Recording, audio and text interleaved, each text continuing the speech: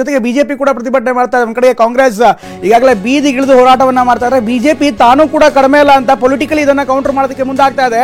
ಮುಖ್ಯಮಂತ್ರಿ ವಿರುದ್ಧ ಪ್ರಾಸಿಕ್ಯೂಷನ್ ಕೊಟ್ಟಿರುವಂತಹ ಹಿನ್ನೆಲೆಯಲ್ಲಿ ಮುಖ್ಯಮಂತ್ರಿ ಸಿದ್ದರಾಮಯ್ಯ ರಾಜೀನಾಮೆ ನೀಡಬೇಕು ಅಂತ ಈಗ ದೋಸ್ತಿಗಳು ವಿಧಾನಸೌಧದಲ್ಲಿ ಪ್ರತಿಭಟನೆ ಮಾಡ್ತಾ ಇದ್ದಾರೆ. ಬಿಜೆಪಿ ಹಾಗೂ ಜೆಡಿಎಸ್ ನಾಯಕರಿಂದ ಜಂಟಿ ಪ್ರತಿಭಟನೆ ಆರಂಭವಾಗಿದೆ. ಒಂದ್ ಕಡೆ ಬೆಂಗಳೂರಿನ ಫ್ರೀಡಂ ಪಾರ್ಕ್ ನಲ್ಲಿ ಈಗಾಗಲೇ ಕಾಂಗ್ರೆಸ್ನ ನಾಯಕರು ಪ್ರತಿಭಟನೆ ಮಾಡ್ತಾ ಇದ್ದಾರೆ, ರಾಜ್ಯಪಾಲರ ವಿರುದ್ಧ ಘೋಷಣೆ ಕೂಗ್ತಾ ಇದ್ದಾರೆ. ಇತ್ತ ಬಿಜೆಪಿ ಹಾಗೂ ಜೆಡಿಎಸ್ ನಾಯಕರು ಮುಖ್ಯಮಂತ್ರಿ ಸಿದ್ದರಾಮಯ್ಯ ವಿರುದ್ಧ ಘೋಷಣೆ ಕೂಗ್ತಾ ಪ್ರತಿಭಟನೆ ಮಾಡ್ತಾ ಇದ್ದಾರೆ. ಆರ್ ಅಶೋಕ್, ಬಿವೈ ವಿಜಯೇಂದ್ರ ನೇತೃತ್ವದಲ್ಲಿ ನಡೀತಾ ಇರುವಂತಹ ಪ್ರತಿಭಟನೆ. ಇದರಲ್ಲಿ ಸದಾನಂದ ಗೌಡ, ಚಲವಾದಿ ನಾರಾಯಣಸ್ವಾಮಿ, ಪರಿಷತ್ ವಿಪಕ್ಷ ನಾಯಕ ಇವರೆಲ್ಲರೂ ಕೂಡ ಭಾಗಿಯಾಗಿದ್ದಾರೆ. ಅರವಿಂದ್ ಬೆಲ್ಲ, ದರ್ಗಾ ಜನೇಂದ್ರ, PC ಮೋಹನ್ ಸೇರಿದಂತೆ ಎಲ್ಲಾ ನಾಯಕರು ಭಾಗಿಯಾಗ್ತಾರೆ. ಇದಕ್ಕೆ ದೋಸ್ತಿಗಳು ಕೂಡ ಇನ್ಫ್ಯಾಕ್ಟ್ ಜೆಡಿಎಸ್ ನ ನಾಯಕರು ಕೂಡ ಭಾಗಿಯಾಗಿದ್ದಾರೆ. ಒಂದ್ ಕಡೆಗೆ ಫ್ರೀಡಂ ಪಾರ್ಕ್ ನಲ್ಲಿ ಕಾಂಗ್ರೆಸ್ ನಾಯಕರು ಪ್ರತಿಭಟನೆ ಮಾಡ್ತಾ ಇದ್ದಾರೆ. ಮತ್ತೊಂದು ಕಡೆಗೆ ಈಗ ಬೆಂಗಳೂರಿನ ವಿಧಾನಸೌಧದ ಗಾಂಧಿ ಪ್ರತಿಭಟನೆಯ ಮುಂಭಾಗ, ಇನ್ಫ್ಯಾಕ್ಟ್ ಗಾಂಧಿ ಪ್ರತಿಮೆಯ ಮುಂಭಾಗ ಎಲ್ಲಾ ನಾಯಕರು ಘೋಷಣೆ ಕೂಗ್ತಾ ಸಿದ್ದರಾಮಯ್ಯ ರಾಜೀನಾಮೆ ಕೊಡಬೇಕು ಅಂತ ಹೇಳ್ತಾ ಇದ್ದಾರೆ.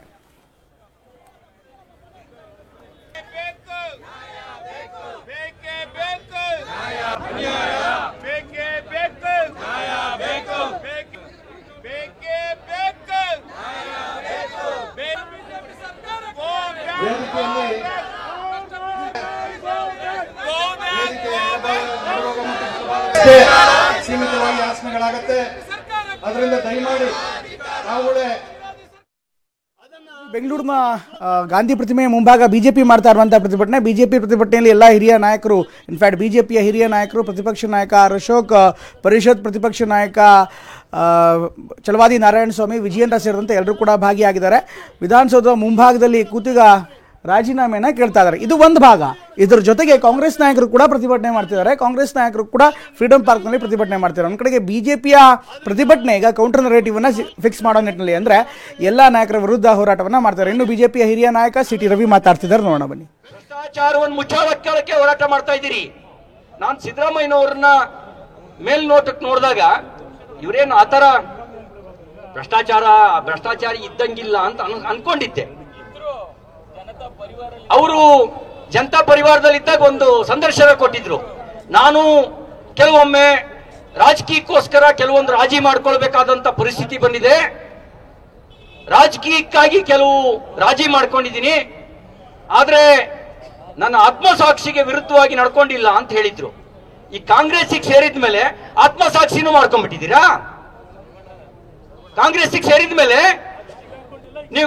ನೀವು ಕಾಂಗ್ರೆಸ್ಸಿಗೆ ಸೇರಿದ ಮೇಲೆ ನನಗನ್ಸುತ್ತೆ ಹೈಕಮಾಂಡಿನ ಪ್ರೆಸರಿಗೆ ನಿಮ್ಗೆ ಅನಿವಾರ್ಯತೆ ಬಂದಿರಬೇಕು. ಅರ್ಕಾವತಿಯಲ್ಲೂ ಲೂಟಿ ಮಾಡುವ ಅನಿವಾರ್ಯತೆ ಬಂದಿರಬೇಕು. ಹಿಂದೂ ಲ್ಯಾಬ್ನಲ್ಲೂ ಡಾಕ್ಟ್ರೆ ಹಿಂದೂ ಲ್ಯಾಬ್ನಲ್ಲೂ ಕೂಡ ಲೂಟಿ ಮಾಡೋದಕ್ಕೆ ಅನಿವಾರ್ಯತೆ ಬಂದಿರಬೇಕು. ಆಮೇಲೆ ಮಹರ್ಷಿ ವಾಲ್ಮೀಕಿ ಅಭಿವೃದ್ಧಿ ನಿಗಮದಲ್ಲೂ SC ST ಹಣವನ್ನ ಲೂಟಿ ಹೊಡೆಯೋದಕ್ಕೆ ಅನಿವಾರ್ಯತೆ ಬಂದಿರಬೇಕು. ನಿಮ್ ಕಾಂಗ್ರೆಸ್ನಿಗರಿಗೆ ಭ್ರಷ್ಟಾಚಾರವನ್ನು ಸಮರ್ಥಿಸುವಂತ ಅನಿವಾರ್ಯತೆ ಇರಬಹುದು, ರಾಜ್ಯದ ಜನರಿಗಿಲ್ಲ. ರಾಜ್ಯದ ಜನ ಭ್ರಷ್ಟಾಚಾರದ ವಿರುದ್ಧ ಇದ್ದಾರೆ. ಜನರ ಭಾವನೆಯನ್ನ ಭಾರತೀಯ ಜನತಾ ಪಾರ್ಟಿ JDS ಪ್ರತಿನಿಧಿಸಿ ಹೋರಾಟ ಮಾಡ್ತಾ ಇದೀವಿ. ನಿಮ್ಮ ಬ್ಲಾಕ್ ಮೇಲ್ ರಾಜಕಾರಣವನ್ನು ಬಿಡಿ, ನೀವು ನಮಗೆ ಹೆದರಿಸೋದು ಬೇಡ. ಯಾರೇ ತಪ್ಪು ಮಾಡಿದ್ರು ಶಿಕ್ಷೆ ಆಗಲಿ. ನೀವೇನ್ ಹೇಳ್ತಾ ಇದೀರಿ? ಬಿಜೆಪಿ ಹಗರಣಗಳನ್ನ ಬಯಲಿಗೆಳಿತೀವಿ. ಯಾರು ಸ್ವಾಮಿ ನಿಮ್ಮನ್ನ ಕೈ ಕಟ್ ಹಾಕಿರೋದು?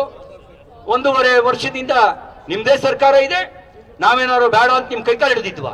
ನಮ್ಮನೆ ಭ್ರಷ್ಟಾಚಾರವನ್ನ ಮುಚ್ಚಾಕಿ ಅಂತ ಏನಾರು ನಿಮ್ಮನ್ನ ಕೈಕಾಲು ಹಿಡಿದಿದ್ವಾ? ನಾವು ಯಾರು ಕೈಕಾಲು ಹಿಡಿದಿಲ್ಲ.